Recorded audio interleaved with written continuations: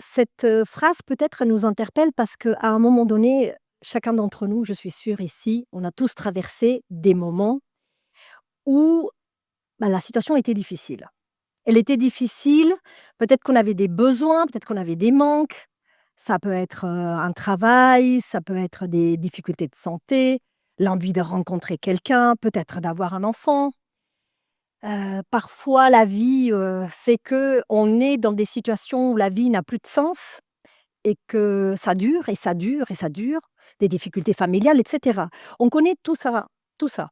On connaît aussi des besoins spirituels parfois, qu'on a l'impression que Dieu ne nous parle plus, qu'on ressent plus rien et en fait ça dure et parfois même, on passe par des moments où après avoir tout essayé, tout ce qui était, en tout cas humainement possible, rien ne se passe. Rien ne change. On a cherché, on a mis en place des choses, des solutions et cetera et il y a rien qui change et finalement, on doit se être face à la réalité, c'est qu'on est dans une impasse, hein, heu et une impasse que met en évidence quelque chose de terrible, c'est que nous ne pouvons rien. C'est comme ça, voilà. Et que voilà, on a tout essayé et alors, c'est vrai que dans ces situations-là, ça nous aiderait beaucoup de trouver la raison de pourquoi on est dans cette situation et peut-être c'est ma faute, alors si je voilà, si je fais autrement, alors peut-être que ça va aller mieux ou peut-être que si je change ceci, cela, bon bref. En fait, parfois c'est non, voilà.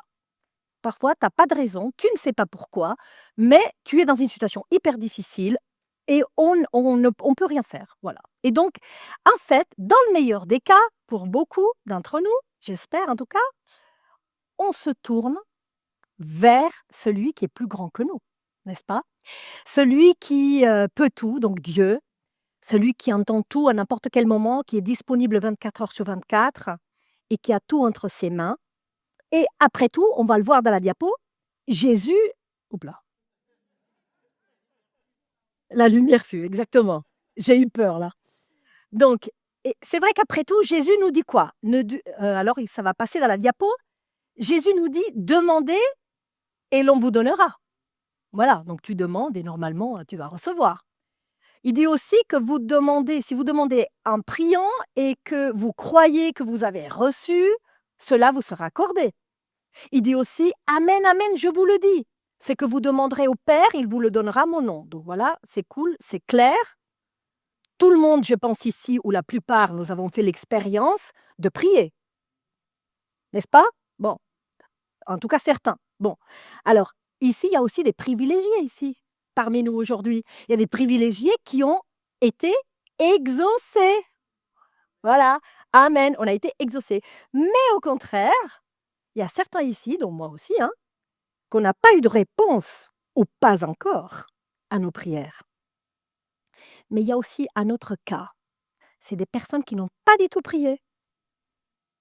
Parce que parfois, il y a des besoins et des désirs que en fait, on n'a même pas prié et en fait, c'est un grand paradoxe parce que on se trouve dans une situation de souffrance, de manque, de désir. On a compris, on ne peut plus rien faire et en fait, on peut même se demander: «Mais pourquoi d'autres, ils bénéficient de certaines choses et pas moi?» Je veux dire, c'est pas normal ça. Pourquoi d'autres oui et pas moi? Bon, alors je me tourne vers le ciel, je me tourne vers Dieu et rien ne se passe. Alors, on est invité à quoi quand on est dans une situation, comme ça? Est-ce qu'on est invité à se résigner? Alors il y en a certains qui vont dire: «Non mais il faut tenir par la foi», hein? En tout cas, moi je pense que dans des situations comme ça, la parole de Dieu, elle nous donne des pistes et elle nous permet aussi de trouver cette, voilà, nourriture spirituelle que peut-être, s'il le veut au nom de Jésus, va travailler notre cœur ce soir.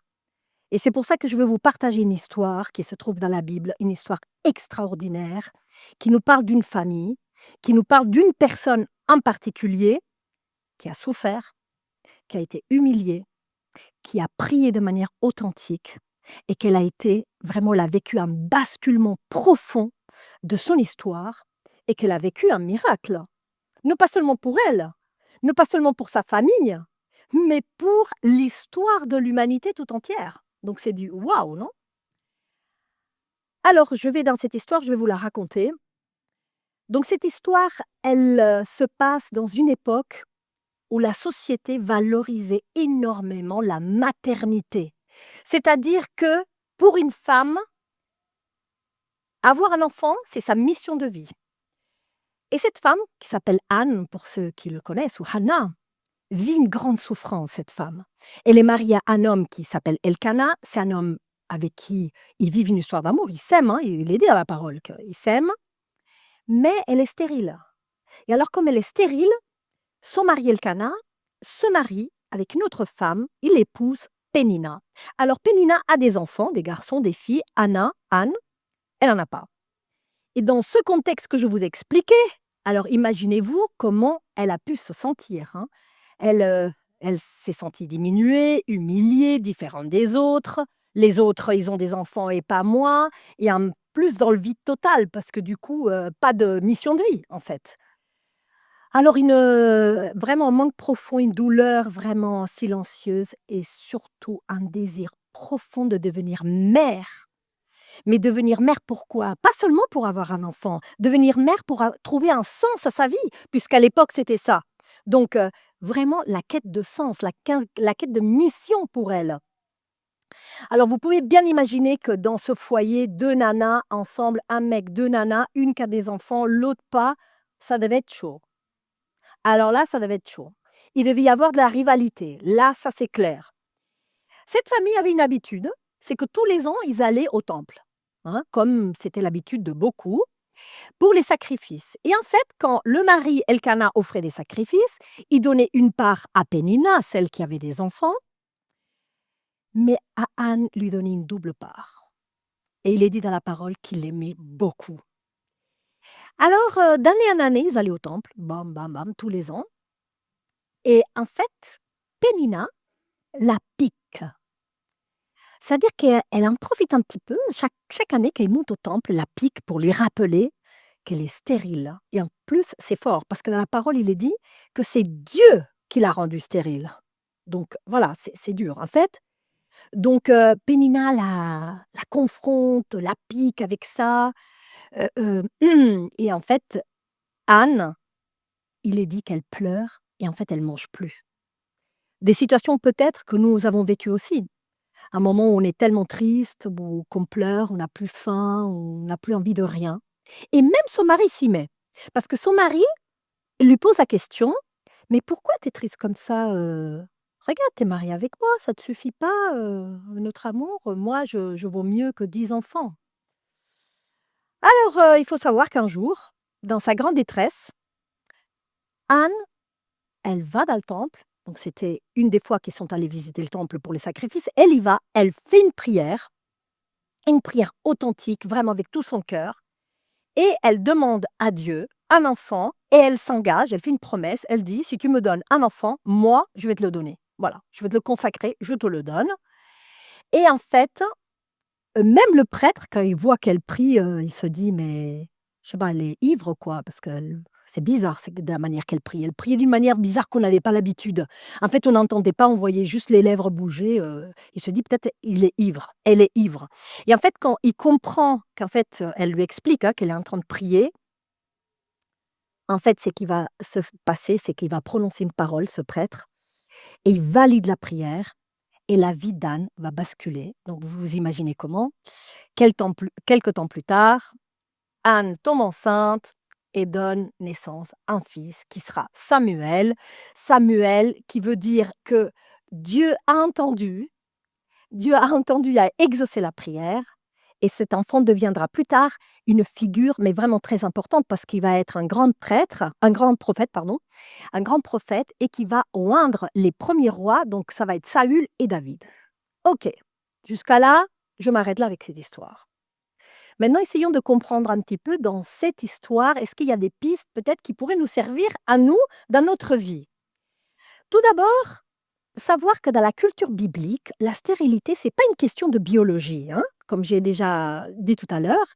C'est une question de place, de valeur, de mission, mais aussi peut-être de péché, aussi de déracinement. C'est comme si peut-être que tu as pas été assez enraciné en Dieu, c'est pour ça que tu as pas d'enfant. Bon, alors Anne ne souffre pas seulement parce que elle n'a pas l'enfant. Elle souffre de ce que cette situation dit d'elle vis-à-vis des autres, vis-à-vis de la société. J'ai pas d'enfant, alors qu'est-ce que tu penses toi de moi si j'ai pas d'enfant? Et toi, tu penses quoi de moi? Donc en fait, le problème parfois, pour nous, c'est la même chose. Ça vient pas tellement de ce qu'on n'a pas. C'est en fait de ce que ce manque nous fait croire aussi de nous-mêmes. On se fait une image de nous-mêmes. Et c'est aussi validé un peu par la société parce que: «Ah ouais, t'as pas de compte Instagram toi? Bizarre ça. Ah mais tu fais pas du sport? Tu perds pas de poids là? C'est bizarre. T'as pas rencontré quelqu'un encore? Non mais t'as quel âge? 30 ans? Mais t'es bizarre toi». Donc en fait, petit à petit, c'est ça qui se passe, c'est que parfois le manque nous fait croire des choses de nous-mêmes, des choses qui c'est des fausses croyances. Et petit à petit, ce qui se passe, c'est que ce manque devient plus qu'un manque en fait, il devient une identité blessée.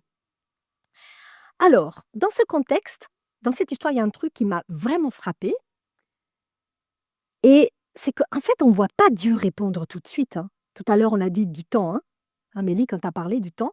En fait, Dieu ne répond pas immédiatement. Au départ, dans cette histoire, on voit la douleur, la souffrance, l'humiliation, les années qui passent, année après année, ils vont au temple, etc. Il ne se passe rien. Et le ciel, quoi? Silencieux. Alors moi, ça m'a posé question et moi, je me suis dit, mais Anne, elle fait quoi quand rien ne change? Anne, elle fait quoi? Et moi, je fais quoi aussi, d'ailleurs? Et j'ai fait quoi dans ma vie? Qu'est-ce que je fais encore quand rien ne change? Et peut-être que là, dans cette histoire, nous avons un tableau extraordinaire de foi, hein, ça nous fait du bien de dire ça, de foi. Mais moi, je pense que c'est un tableau extraordinaire aussi de positionnement intérieur et je vais expliquer pourquoi. Écoutez, ils montent chaque année au temple. Année après année, ils vont au temple.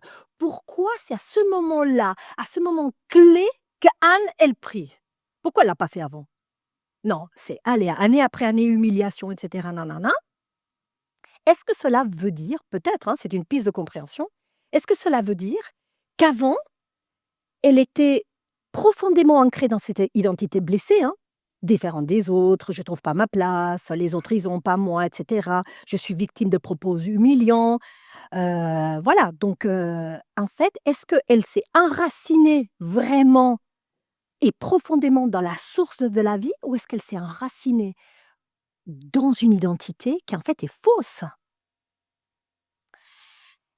Parce que en fait, qu'est-ce qui l'empêchait de se trouver véritablement?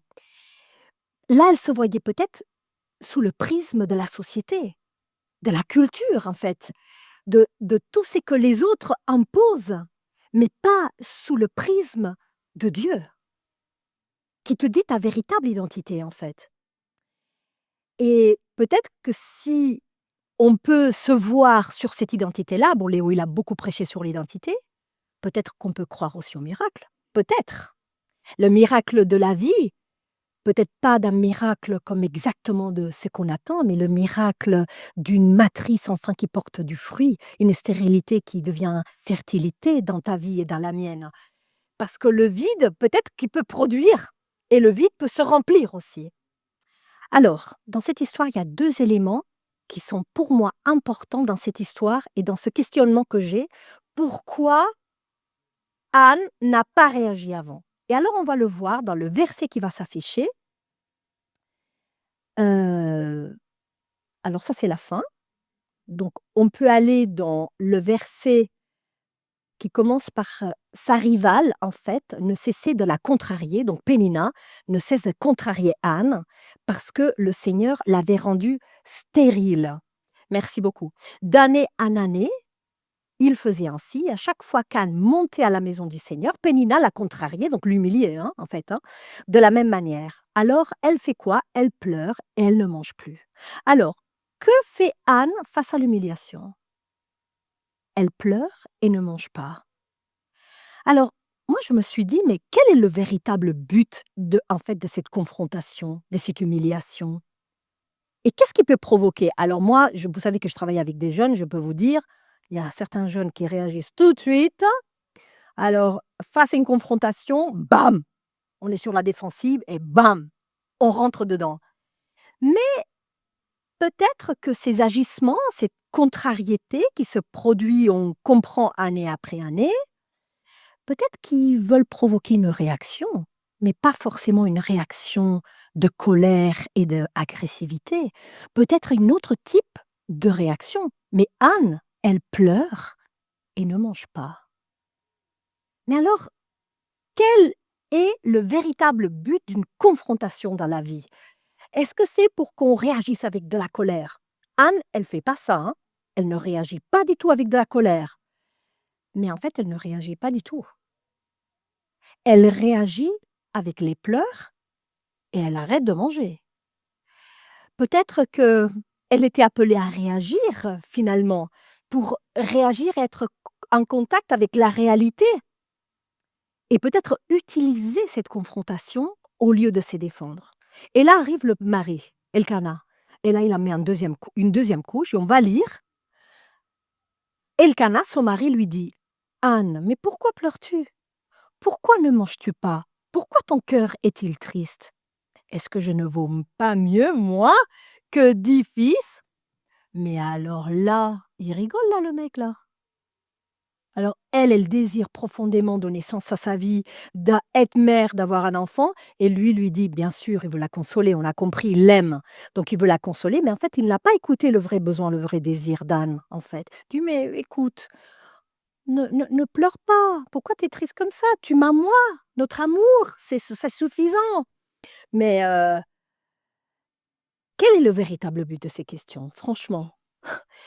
De la consoler, bien sûr, mais bon, je trouve quand même curieux que le texte en question nous montre qu'après ces 2 interventions qui se peut-être on peut imaginer qui se répètent année après année, c'est peut-être pour pas provoquer Anne, mais peut-être la pousser à réagir, peut-être à se rendre compte de la réalité, de ce qui se passe et peut-être aussi de s'intérioriser. Et vous savez quoi? Ça marche. Ah ça marche, hein. Ah vraiment. Les amis, ça marche! Dieu est incroyable. On va lire dans la prochaine diapo. Après qu'ils eurent mangé et bu, à Silo, donc là où il y avait le temple, Anne se lève et amère, elle va prier le Seigneur et pleurer abondamment. Elle mange et elle boit, enfin, enfin elle réagit, enfin elle s'accroche à la vie. Et en fait, elle se lève, le texte nous dit qu'elle se lève, mais ce verbe de se lever, c'est aussi s'élever avec autorité, positionnée, avec vraiment son autorité avec elle et elle va. Elle va bien sûr avec sa souffrance, bien sûr. Et quand elle prie, et on verra dans la prochaine diapo, quand elle prie Yahvé. Et ce détail est très important parce que Yahvé, c'est le prénom de Dieu. Alors moi, j'ai dit Yahvé, mais en fait, c'est un prénom qu'on ne peut pas prononcer, hein, on dit, hein.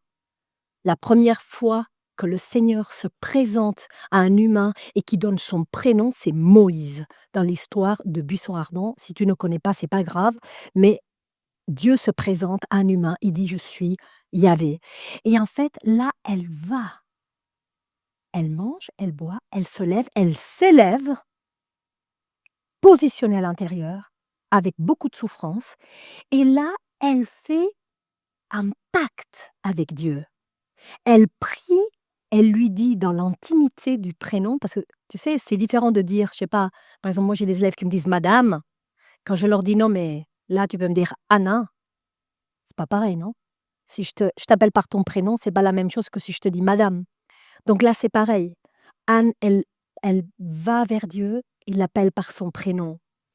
«Si tu daignes regarder mon affliction, si tu te souviens de moi et tu ne m'oublies pas, si tu me donnes une descendance», donc un enfant, hein, «à moi qui suis ta servante, je le donnerai au Seigneur», c'est-à-dire: «Tu me le donnes, je te le rends». Je le donnerai au Seigneur pour tous les jours de sa vie et le rasoir ne passera pas sur sa tête. En fait, ce qu'elle est en train de dire là, elle fait un pacte et elle dit: «Si tu veux bien considérer ma situation», parce que là, il dit: «Regarder». Ces verbes, il dit: «Est-ce que tu peux évaluer de nouveau ma souffrance? Est-ce que tu peux prendre connaissance, mon désir pour que ma matrice ne soit pas vide, mais que ma vie puisse avoir un sens, pour que je puisse porter du fruit. Tu sais quoi, si je porte du fruit, ce fruit, tu sais pour qui il est? Il est pour toi, Seigneur. Ce fruit, il est pour toi.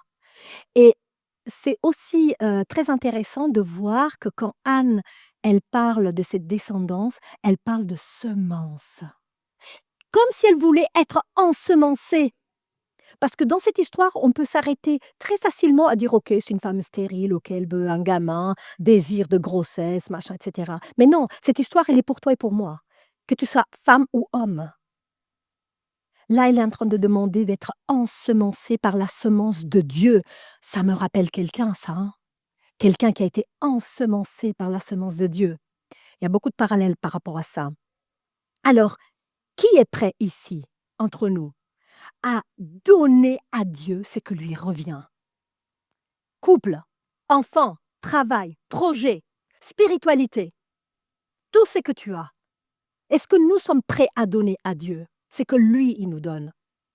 Je peux vous dire, par expérience, que c'est pas si simple que ça.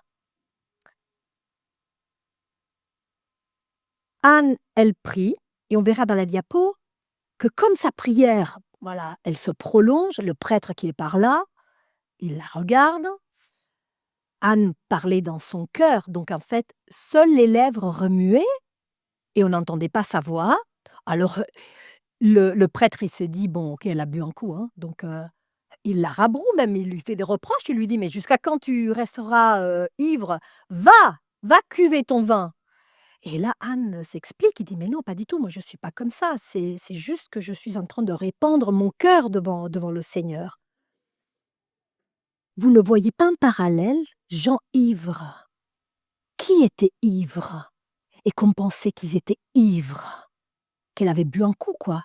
Dans l'histoire biblique, on voit dans le Nouveau Testament une histoire aussi où il y a des personnes qui parlent d'une manière très bizarre, au point qu'on pense qu'ils ont bu un coup, en fait. Et c'est tout simplement parce que peut-être son langage, il tremble. Dans l'écriture, il est dit: «Ses lèvres les lèvres remuent», mais en fait, c'est que même son langage, il tremble. En fait, il n'arrive pas à comprendre, il n'arrive pas à entendre exactement ce qu'elle dit, parce qu'elle prie remplie du Saint-Esprit. Elle est complètement en communion avec Dieu et lui, il est prêt à lui dire: «Va, allez, dégage, tu pars d'ici». Alors quand il comprend, on verra dans la diapo qui suit, quand il comprend parce qu'elle s'explique, Élie va lui dire un autre «va». Il va lui dire aussi «va». Quand il entend la souffrance d'Anne, quand il entend qu'elle a prié, qu'elle a répandu son cœur devant Dieu, Élie lui dit: «Va en paix, que le Dieu d'Israël te donne ce que tu lui as demandé». Vous voyez que ce «va» là n'est pas le même que le premier «va». Le premier «va», c'est parce qu'il croyait qu'elle était ivre.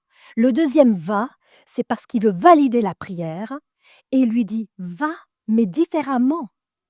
Va avec une autre manière de penser. Va avec une autre manière de vivre. Va avec un autre positionnement. Dorénavant, regarde-toi différemment. Ne te vois pas seulement comme une victime en train de pleurer». Il valide sa prière, il la valide par sa parole, il valide le miracle et elle accepte. Et on voit qu'elle dit: «Je suis ta servante, que je trouve toujours grâce à tes yeux». Puis elle repart, elle mange et son visage ne fut plus le même. En fait, elle accepte le miracle, elle accepte la grâce et elle repart avec un positionnement différent à l'intérieur d'elle. Malgré le fait qu'il y a rien qui a changé, hein. Je vous assure, elle n'est pas enceinte, elle n'a pas encore d'enfant. Voilà, le miracle ne s'est pas produit encore, hein. Mais, heu son identité a changé déjà. Sa pensée, elle a déjà changé. Et son identité, elle n'est plus ancrée dans la blessure, mais dans le miracle de la fertilité, du sens, de la vie en abondance. Alors elle mange, encore une fois, elle mange, elle s'accroche à la vie. Elle se laisse plus aller dans la dépression et la résignation de la situation, de dire: «Bon OK, je me résigne» et cetera. Mais ça me fait penser un petit peu, vous savez, ce verset de Jérémie qui dit que béni soit l'homme qui met sa confiance dans le Seigneur, celui dont le Seigneur est l'assurance. Il est comme un arbre planté près des eaux qui étend ses racines vers le cours d'eau. En fait, elle s'enracine aussi, comme un arbre. Elle s'enracine. Le miracle, les amis, se produit avant le miracle. Le miracle se produit avant le miracle. Alors, fin de l'histoire, Elkana eut des relations avec Anne et le Seigneur se souvient d'elle, bien sûr. Et à la fin de l'année, qu'est-ce qui se passe? Elle est enceinte, bien sûr. Elle met au monde un fils qu'elle appelle Samuel. Amen. Amen. Alors, quand rien ne se passe, que fais-tu? Quand rien ne se passe depuis des années, depuis longtemps, que fait Dieu? Est-ce que Dieu fait quelque chose? L'histoire d'Anne nous donne une piste, hein, parce que quand rien ne se passe, Dieu travaille quand même. Mais pas forcément là où tu regardes. C'est ça le problème. C'est que nous, on regarde vers une direction, mais il y a d'autres choses qui se passent. Pendant des années, rien ne change. Mais en réalité, il y a des choses qui se passent, les amis. Et c'est quelque chose, peut-être que c'est pas autour de nous, mais c'est en nous. Peut-être que la vie aujourd'hui te confronte avec des gens qui t'entourent, avec des situations difficiles. Mais parfois, il y a des confrontations, vous savez, qui ne sont pas juste là pour nous blesser. C'est pas juste là pour te blesser, mais peut-être pour provoquer un positionnement. Ça fait quelque temps, déjà des années, j'étais dans une situation très compliquée. J'étais dans une situation triste et en même temps, il fallait faire face à une situation aussi administrative très, très lourde. Et vous le savez, quand on s'engage dans des procédures administratives très lourdes et longues, il faut de l'énergie, mais quand on est triste, c'est compliqué. Et je me rappelle que je pleurais, j'étais triste, j'avais envie de rien.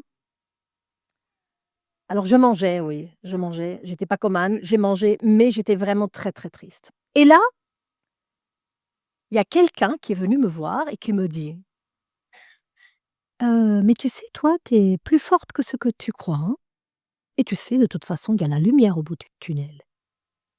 Et moi, je me suis dit: «Ouais, c'est facile de dire ça, hein, c'est facile. Toi, ça va, tu as un boulot, tu es mariée, tu as des enfants, tu es pas en manque financier, tout va bien. Tu as un boulot avec un très bon positionnement social» et moi, alors là, j'étais vraiment à ras les pâquerettes, hein, dans tous les sens du terme. Bon, j'ai entendu, mais j'ai laissé.